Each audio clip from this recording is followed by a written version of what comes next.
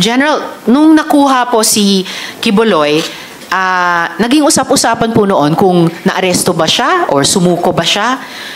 Pwede nyo bang liwanagan ito para sa amin? Paki-update nga po ang bayan. Once and for all, ano po ba ang nangyari? At the outset, ma'am, thank you very much for giving us the opportunity to present our side on this August body. This is the second time that we appear in the Senate, and in the first time, it resulted in our ability to show to the public what is happening during the 16-day operation inside the KOJC compound. And today, we do hope to continue with our quest for justice to help the victims look and find and receive the justice that they also deserve. Regarding the arrest of Mr. Quiboloy, in all intents and purposes, in our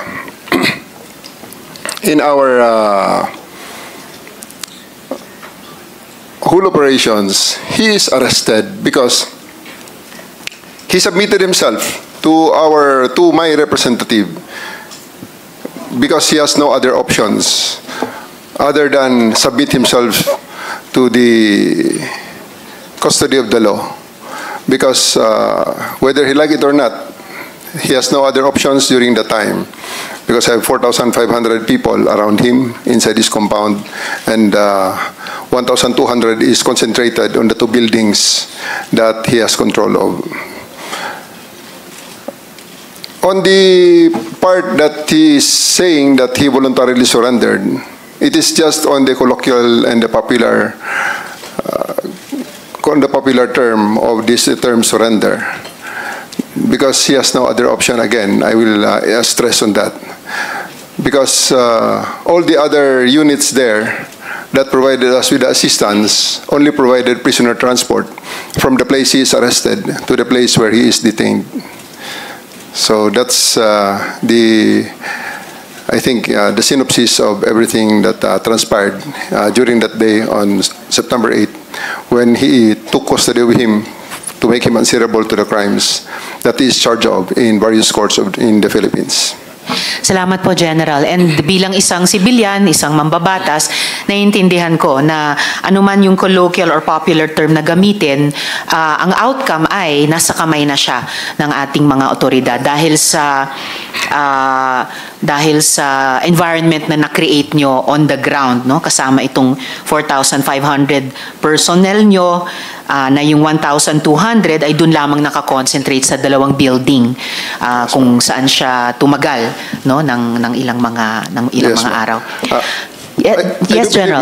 I do believe that the term surrender and arrest is being debated upon. Well, I do believe that the camp of Mr. Quiboloy would like to model the issue on the term the surrender and arrested, because it has great bearing on the criminal case that they are facing, ma'am. So they can use the voluntary surrender term as part of their maybe their defense for and prayer for leniency and cite it as a mitigating circumstance. However, it is not the case, and it was never the case in this situation, ma'am. Well, in any case po, General, tulad ng nagtiwala kami sa PNP na sa tulong ng ibang mga other units na nag-a-assist ay mapapasakamay nyo rin si Mr. Quiboloy, may tiwala rin ang komite ngayon sa Department of Justice na ma-handle alang-alang sa mga victim survivors at alang-alang sa ating bayan yung mga kaso ni Quiboloy. General, ang sabi nyo po ay may mga continuing crimes na nagaganap sa loob ng KOJC compound. At sabi nyo po na may mga iba pang mga biktima na gusto ng PNP pang sagipin. So, pwede po ba kayong mag-elaborate tungkol dito? As of the moment, ma'am, we are partnering with the Department of Justice in building up other cases to be filed against Apollo Quiboloy and his cohorts, his companions. Last week, we have filed sedition and inciting to sedition charges against them through the Department of Justice and with the assistance of the special prosecutors assigned by the DOJ for this case. And there's still continuing build-up on the possible rescue of other people, because we had experienced the extensive brainwashing. Mr. Kibuloy had a head start of around 30 years against the law enforcement, and we are just scratching the top. And I do believe that as time goes by, as people see the fallacies of his declarations, more people and more victims will be having the courage, will summon the courage to actually seek for the redress that the law is ready to give them. Maraming salamat para doon, General Torre. Yun din yung wish ng komiteng ito, at napaka-importante yung sinabi nyo na may build up pa kayo para sa dagdag na possible rescues. Of course, mga adults din, at lalong-lalo na siguro yung mga bata tulad nung anak ni Miss Jocelyn na buti na rescue na rin niya, no? At sa tulong din ng DSWD at saka DepEd. Lastly for now, mula sa akin, General Torre, sabi nyo po, may mga humarang sa inyo sa pag-aresto kay Kibuloy. Ito ba'y, halimbawa, kagaya ng paglalagay ng mga fire truck, iba pang sasakyan para harangin yung highway mismo sa labas ng compound. Ito ba'y mga KOJC members din? O meron ding mga opisyal ng gobyerno? Sa tingin nyo ba ay may involvement pati yung local government sa pagprotekta kay Kibuloy?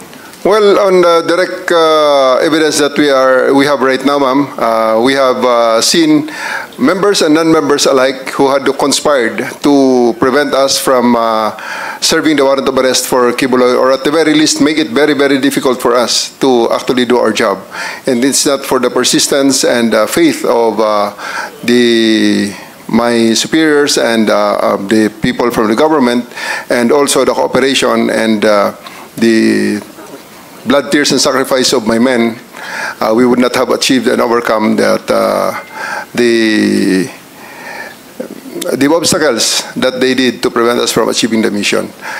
We had experienced roadblock after roadblocks, and in the pressures, especially considering that the compound is very large and the only coverage that we have there is the SMNI, to which we are actually asking YouTube to take down, considering that it's being used to protect a fugitive not only from the Philippines but also a fugitive of the laws of the United States.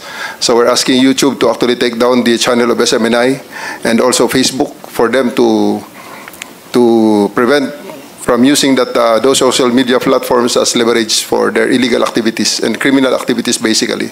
And at this juncture, ma'am, I would like to thank the Senate for giving us this chance to show to tell our story, the side of the story, hoping that this is a hearing in aid of legislation, and I do hope that legislation will really be passed to help us and again give leverage to the law enforcement, because I can really feel that in the 6-10-day operation, we have reached the limits of the law, and we have really tested the limits of the law there. And I do believe that we still did everything within the bounds of the law, however difficult it may be.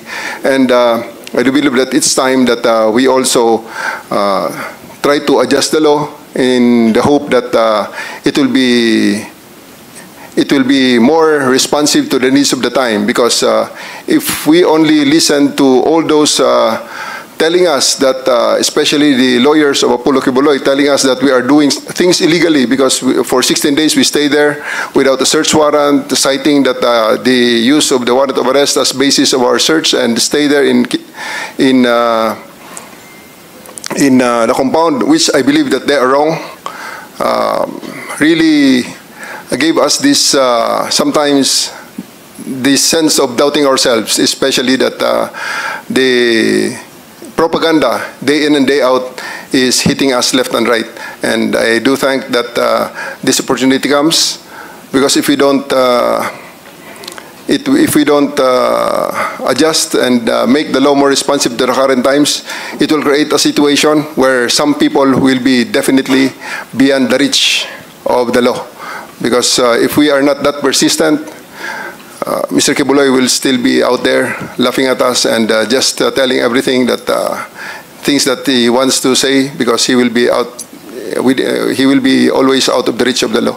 So thank you very much, ma'am, for giving us this opportunity to be part of the crafting of more responsive legislation so that we can be better and more effective in our law enforcement and in the assistance and in the implementation of the processes of the laws of the land. Thank you, ma'am. Thank you also, General. And in fact, hindi lang ang Senado, pero iba pang mga institusyon at organisasyon ay nagpahayag ng suporta sa inyong law enforcement operation noong mga linggong iyon. Halimbawa, yung Integrated Bar of the Philippines, Davao. Kahit paglabas ng isang desisyon ng korte doon din sa Davao, in-affirm ng IBP Davao na valid pa rin yung operation ninyo in order to effectively serve the warrant. And yes, kahit tatlo lang kaming miyembro ng komite o ng Senado ay nakadalo ngayong mabagyong araw, pero lahat po kami, yung chair, si majority leader, si minority leader, ay may nakikita talagang halaga nitong pagdinig natin at yung mga partisipasyon ninyo na mga katrabaho namin sa gobyerno in aid of legislation. At may mga tinutukoy talagang mga lumang batas na baka kailangang amyendahan o mga bagong batas na kailangan nating ipasa. Lastly, General Torre, for now from the chair, ang CIDG po ba tumitingin na rin sa alleged killings na allegedly iniutos ni Quiboloy? Yes, ma'am. Given the chance, we will be presenting the results of our initial investigation. For the past 1 month that I'm designated as head of the CIDG, I continued what I started in Region 11, and we are ready to present to this August body and to the public the link analysis and diagram that we had prepared with the accounting of the personalities, including the incidents, including those that were mentioned by the witnesses who spoke before me, ma'am. I see.